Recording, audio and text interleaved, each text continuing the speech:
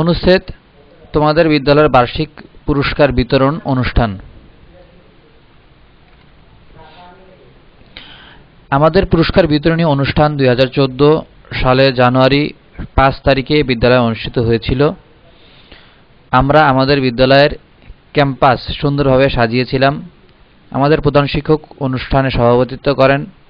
UNO প্রধান অতিথি ছিলেন। অনুষ্ঠানটি কোরআন থেকে আবৃত্তি দিয়ে বা তেলাওয়াত দিয়ে সকাল 9টায় শুরু হয়েছিল। জাতীয় পতাকা উত্তোলন করা হয়েছিল। প্রধান শিক্ষক সাহেব স্বাগত ভাষণ দেন। কয়েকজন অতিথি ও শিক্ষক তাদের বক্তব্য প্রদান করেন। আমাদের প্রধান শিক্ষক একে একে বিজয়ীদের নাম ডাকেন। প্রধান অতিথি পুরস্কার বিতরণ করেন। আমি 2টো পুরস্কার পেলাম।